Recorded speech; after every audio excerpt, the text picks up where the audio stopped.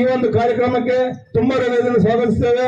ನಮ್ಮ ತಾಲೂಕಿನ ತಹಸೀಲ್ದಾರ್ ಸಾಹೇಬ್ರವರು ಬಂದಿದ್ದಾರೆ, ಅವರಿಗೂ ಸಹ ತುಂಬಾ ಹೃದಯದ ಸ್ವಾಗತವನ್ನು ಬಯಸುತ್ತೇವೆ.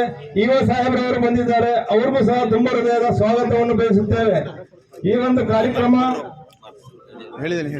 ಆಗಮಿಸಿರುವಂತ ಅಲೀಮ್ರವರು, ವಾಹಿದ್ ಪಾಷಾರವರು ಎಲ್ಲರೂ ಬಹಳ ಜನ ಇದ್ದಾರೆ. ಅವರೆಲ್ಲ ಹೆಸರು ಹೇಳಕ್ಕಾಗಲ್ಲ, ಎಲ್ಲ ಕ್ಷಮಿಸಬೇಕು. ಎಲ್ರಿಗೂ ತುಂಬಾ ಹೃದಯದ ಸ್ವಾಗತವನ್ನು ಕೋರ್ತೇವೆ.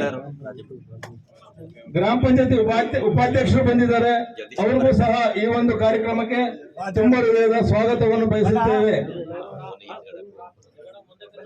ಜಗದೀಶ್ ಬನ್ನಿ ಮುಂದೆ. ಎಲ್ಲ ಗ್ರಾಮದ ಯುವಕರೆಲ್ಲ ಬಂದಿದ್ದಾರೆ, ಎಲ್ರಿಗೂ ಸ್ವಾಗತವನ್ನು ಬಯಸುತ್ತೇವೆ. ಈ ಒಂದು ಅಂಬೇಡ್ಕರ್ ಭವನ ಆಯ್ತಮ್ಮ, ಈ ಒಂದು ಅಂಬೇಡ್ಕರ್ ಭವನಕ್ಕಾಗಿ ಬಹಳ ದಿನದ ಬೇಡಿಕೆ ಇತ್ತು. ಹಲವು ದಿನಗಳ ಕನಸು ಅಂತ ಹೇಳಿದ್ರೆ ತಪ್ಪಾಗಲಾರದು. ಹಾಗೆ ಈ ಒಂದು ಅಂಬೇಡ್ಕರ್ ಭವನ ಶಂಕುಸ್ಥಾಪನೆ ಮತ್ತು ಇದಕ್ಕೆ ಹಣವನ್ನು ಒದಗಿಸಿರುವಂತಹ ನಿಮ್ಮ ನೆಚ್ಚಿನ ಶಾಸಕರು, ಭಾರತ ಸರ್ಕಾರದ ಸಚಿವರಾದಂತಹ ನಮ್ಮ ವೆಂಕಟೇಶ್ ಅವರಿಗೆ ಮತ್ತೊಮ್ಮೆ ನಮ್ಮ ತುಂಬಾ ಸ್ವಾಗತ ಕೋರುತ್ತೇವೆ.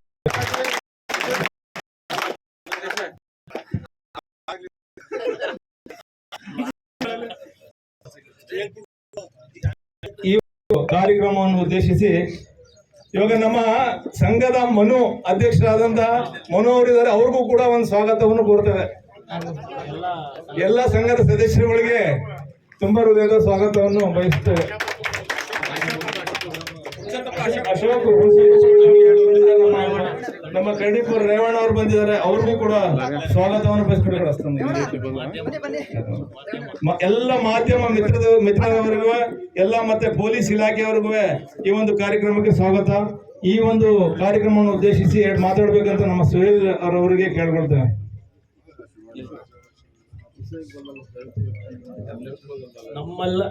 ಎಲ್ಲರಿಗೂ ನಮಸ್ಕಾರ. ನಮ್ಮೆಲ್ಲರಿಗೂ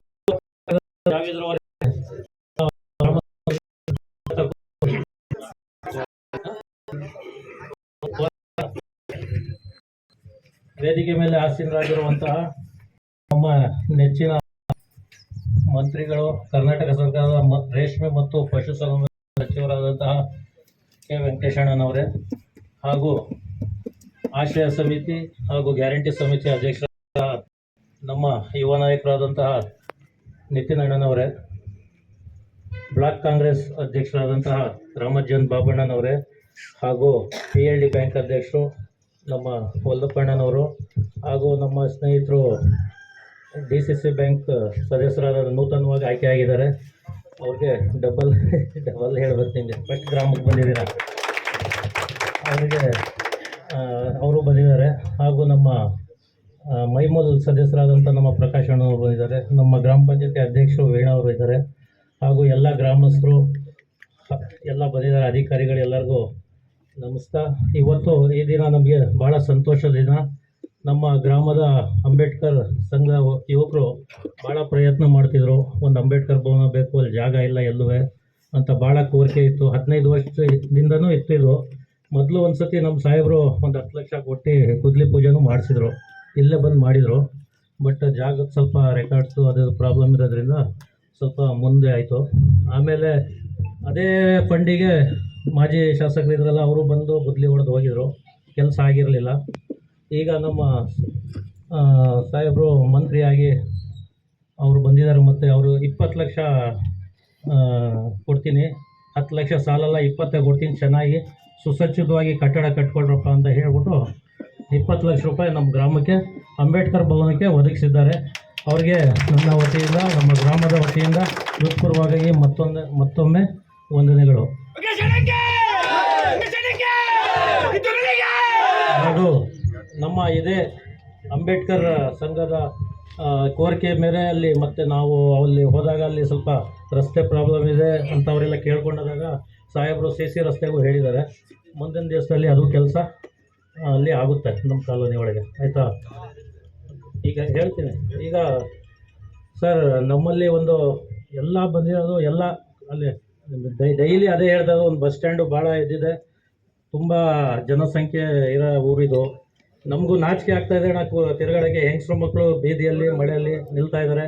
ನಿಮ್ಗೆ ಯಾವಾಗಲೂ ಬಂದಾಗೆಲ್ಲ ಇದೇ ಕೋರಿಕೆ. ನಾವು ದಯಮಾಡಿ ಕೈ ಮುಗಿದು ಕೇಳ್ಕೊಳ್ತೀವಿ, ಅದೊಂದು ಬಸ್ ಸ್ಟ್ಯಾಂಡ್ ವ್ಯವಸ್ಥೆ ನಮ್ಮ ಊರಿಗೆ ಆಗಬೇಕು ಮೊದಲು ಅಣ್ಣ. ಬಸ್ ಸ್ಟ್ಯಾಂಡ್ ವ್ಯವಸ್ಥೆ ಆಗಬೇಕು, ಎಲ್ಲರ ಕೋರಿಕೆ ಇದು. ಎಲ್ಲ ಇಡೀ ಅಕ್ಕಪಕ್ಕದ ಗ್ರಾಮದವ್ರದ್ದು, ನಮ್ಮೂರ್ದು, ಯಜಮಾನ್ರುಗಳದು. ನಿಲ್ಲಕ್ಕೂ ಇಲ್ಲ ಜಾಗ, ಎಲ್ಲೂ ಇಲ್ಲ ಜಾಗ. ರೋಡ್ ಆದಮೇಲೆ ಅಣ್ಣ ನಿಲ್ಲಕ್ಕೂ ಶೆಡ್ಡು ಇಲ್ಲ ಅಲ್ಲಿ. ಅದಕ್ಕೋಸ್ಕರ ಆದಷ್ಟು ಶೀಘ್ರವಾಗಿ ಸ್ವಲ್ಪ ನೀವು ಮನ್ಸು ಮಾಡಿದ್ರೆ ಬೇಗ ಆಯ್ತದೆ. ಬೇಗ ಏನಾದ್ರು ಮಾಡಿ ಸ್ವಲ್ಪ ಒಳ್ಳೆ ಬಸ್ ಸ್ಟ್ಯಾಂಡ್, ನಮಗೆ ಒಂದು 2-3 ಬಸ್ಸು ಇಲ್ಲೇ ನಿಲ್ಲಂಗೆ ಅಲ್ಲಿ ಜಾಗನೂ ಇದೆ. ನಮ್ಮ ಜಾಗದೇನು ಕೊರತೆ ಇಲ್ಲ. ದಯಮಾಡಿ ನೀವು ಅದೊಂದು ಬಸ್ ಸ್ಟ್ಯಾಂಡ್ ಮಾಡಿಸ್ಕೊಡ್ಬೇಕು. ಆಮೇಲೆ ಹಾಸ್ಪಿಟ್ಲಿಗೆ ಕೇಳ್ಕೊಂಡಿದ್ವಿ, ಅದೆಲ್ಲ ನೀವು ಕೊಟ್ಟಿದ್ದೀರಾ? ಕೊಟ್ಟಿದ್ದೀರಣ್ಣ, ಗೊತ್ತಿಲ್ಲ ಜನರಿಗೆ. ನೀವು ಹೇಳಬೇಕು ಅದು ಯಾವ ಮಟ್ಟಕ್ಕೆ ಬಂದಿದೆ ಅಂತ ನಮಗೆ ಗೊತ್ತಿಲ್ಲ. ನಮ್ಮ THO 2-3 ಸತಿ ಕೇಳಿದೆ, ಡೆಮಾಲಿಷನಿಗೆ ಬರ್ದಿದ್ದೀನಿ, ಫಾಲೋ ಮಾಡ್ತಾ ಇದ್ದೀನಿ ಅಂತ ಹೇಳ್ತಾ ಇದ್ದಾರೆ. ಸ್ವಲ್ಪ ದಯಮಾಡಿ ಅದು ಆದಷ್ಟು ಬೇಗ ಹಾಸ್ಪಿಟಲ್ದೊಂದು ಕೆಲಸ ಆಗಬೇಕು ಅಣ್ಣ. ಬಿಲ್ಡಿಂಗು ಹೊಸದಾಗಿ ಬಿಲ್ಡಿಂಗ್ ಆಗಬೇಕು. CSCಗೆ ಮೇಲ್ದರ್ಜೆಗೆ ಏರಿಸ್ಕೊಡಿ ಅಂತ ಕೇಳ್ಕೊಂಡಿದ್ವಿ. ಏನಾದರೂ ಮನ್ಸು ಮಾಡೋದು ಈ ಟೈಮಲ್ಲಿ ನೀವು ಆಯ್ತದೆ. ದೊಡ್ಡ ಗ್ರಾಮ, ಬರೀ ನಮ್ಮೊಂದು ಗ್ರಾಮಕ್ಕಲ್ಲ, ಸುತ್ತಮುತ್ತ 10 ಗ್ರಾಮಕ್ಕೆ ಆಯ್ತದೆ ಅಣ್ಣ. PSC ಇದೆ, ಸಾಲ್ತಾ ಇಲ್ಲ, ಸ್ಟಾಫ್ ನರ್ಸ್ ಇಲ್ಲ, ಏನಿಲ್ಲ. ತುಂಬ ರೋಗಿಗಳು ಬರ್ತಾರೆ. ಏನು ಶಂಕರಣ್ಣ ಹೇಳಿ, ಸ್ವಲ್ಪ ವಾಯ್ಸು ನಮ್ಮ ಜೊತೆ ಸೇರಿಸಿದ್ರೆ ಆಯ್ತದೆ, ಎಲ್ಲರಿಗೂ ಆಯ್ತದೆ. ಅದಕ್ಕೋಸ್ಕರ ಅದೊಂದು ಇಂಪಾರ್ಟೆಂಟ್ ಅದು ಅವೆರಡು. ಇನ್ನೇನಪ್ಪ, ರಸ್ತೆಗಳಿಗೆ ಹೇಳಿದ್ದೀವಿ, ರಸ್ತೆಗಳು ಮಾಡ್ತೀವಿ. ಹೇಳಿದ್ವಿ, ಇಲ್ಲ ನಮ್ಮ ಜಿಲ್ಲಾ ಪಂಚಾಯತ್ ಇಂಜಿನಿಯರ್ ಇದ್ದಾರೆ ಸರ್, ಸೇರಿಸಿದ್ವಲ್ವ ಸರ್? ಯಾವುದ್ರಲ್ಲಾದ್ರೂ ಸೇರ್ಲಿ, ನಮಗೇನು ಫಂಡ್ ಬರಬೇಕು, ರಸ್ತೆ ಆಗ್ಬೇಕಲ್ವಾ? ಹೇಳ್ತೀನಿ ಎಲ್ಲ ಹೇಳ್ತೀನಿ. ಅಣ್ಣ ತಾಳಪ್ಪ ಒಂದು ನಿಮಿಷ. ಆಮೇಲೆ ನಮ್ಮ ಮಸೀದಿಗಳು 2 ಮಸೀದಿಯವರು ಮನವಿ ಮಾಡ್ಕೊಂಡಿದ್ರು ಲಾಸ್ಟ್ ಟೈಮ್ ಬಂದಾಗ. ನಿಮ್ಮ ಹತ್ರ ಬಂದು ಪಾಪ ಅವರು ಅಲ್ಲೂ ಕೇಳ್ಕೊಂಡವ್ರಂತೆ. ಅದು ದಯಮಾಡಿ ಅದೊಂದು ಮಸೀದಿಗೆ ವ್ಯವಸ್ಥೆ ಸ್ವಲ್ಪ ಆದಷ್ಟು ಜಾಸ್ತಿ ಫಂಡ್ಸ್ ಕೊಡ್ತಾರೆ. ಬರೀ ಅಂದರೆ ಸ್ವಲ್ಪ ಅಲ್ಪಸಂಖ್ಯಾತ ಅವರಿಗೆಲ್ಲ ಹೇಳಿ ಮನ್ಸು ಮಾಡಿಕೊಡಿ. 2 ಮಸೀದಿ ಫಂಡ್ಸು ಒಂದು ಮಾಡ್ತಾ ಇದ್ದಾರೆ. ಅದಕ್ಕೋಸ್ಕರ ಎಲ್ಲ ಸೇರಿ ಮಾಡೋಣ ಒಂದು ಇದ್ದಿದೆ ಅದೊಂದು. ಆಮೇಲೆ ಕಬ್ರಸ್ತಾನಿಗೆ ಒಂದು ಕಾಂಪೌಂಡ್ ನಿರ್ಮಾಣ ಆಗ್ಬೇಕಣ್ಣ. ಟ್ಯಾಂಕ್ ಆಗಿದೆ, ಮಾಡ್ತಾ ಇಲ್ಲ ಅಣ್ಣ. ಟೆಂಡರ್ ಆಗಿದೆ ಅಂತ ಮಾಡ್ತಾ ಇಲ್ಲ. ಇಂಜಿನಿಯರ್ ಕೆಲಸ ನೀವು ಕೇಳಿ. ನಮ್ಮೂರಿಗೆ ಟ್ಯಾಂಕ್ 2 ಟ್ಯಾಂಕಿಗೆ ಹೇಳಿದ್ವಿ, ಆಗಿದೆ ಅಂತವ್ರೆ, ಒಂದು ಆಗಿಲ್ಲ. ಟೆಂಡರ್ ಆಗಿದ್ದು ಮಾಡ್ತೀನಿ ಅಂದರು, ಮಾಡಿಲ್ಲ. ಇಲ್ಲ, ಸ್ವಲ್ಪ ಬರ್ಕೊಳ್ಳಿ ಸರ್, ಟ್ಯಾಂಕ್ ಆಗಿರೋದು ಇಷ್ಟ ಆಗ್ಬೇಕಣ್ಣ. ಆಮೇಲೆ CC ರಸ್ತೆಗಳಿಗೆ ಕೇಳ್ಕೊಂಡು ಇನ್ನೂ ಯಾವುದೂ ಬಂದಿಲ್ಲ ಅಣ್ಣ. ಗುದ್ಲಿ ಪೂಜೆ ಮಾಡಿ ಹೋಗಿ 1.5-2 ವರ್ಷ ಆಯಿತು. ಅದೇನೋ ಪ್ರಾಬ್ಲಮ್, ಟೆಕ್ನಿಕಲ್ ಪ್ರಾಬ್ಲಮ್ ಇತ್ತು, ಇನ್ನೂ ಬಂದಿಲ್ಲ ಕೆಲಸಕ್ಕೆ. ಇಲ್ಲೊಂದು 50 ಲಕ್ಷ ನೀವು ಕೊಟ್ಟಿದ್ರಲ್ಲ, 50 ಲಕ್ಷ ಕೊಟ್ಟಿದ್ರಲ್ಲ, ಗೊತ್ತಿಲ್ಲ ಸರಿ ಆಯ್ತಾ? ಈಗ ಕೆಲಸ ಸ್ವಲ್ಪ ಆದಷ್ಟು ಬೇಗ ಪ್ರಾರಂಭ ಮಾಡಿಸಿ ಅದು. ಆಮೇಲೆ ಮಿಕ್ಕಿದ ಸಣ್ಣ ಪುಟ್ಟ ಕೆಲಸಗಳಿದೆ, ನಾವು ಬಂದು ಹೇಳ್ತೀವಿ ಅಲ್ವಾ? ಬಸ್ ಸ್ಟ್ಯಾಂಡ್ ಮುಖ್ಯ ಅಣ್ಣ. ಯಾರಾದ್ರೂ ನಮ್ಮ ಗ್ರಾಮೀಣ ಮಾತಾಡ್ಬೇಕಾದ್ರೆ ಮಾತಾಡ್ರಿ ಇದ್ರೆ ಹೇಳಿ. ಆಮೇಲೆ ಅವ್ನ ಒಬ್ಬನೇ ನಿಂತ್ಕೊಂಡು ಏನಾದಿದ್ರೆ ಹೇಳಿ.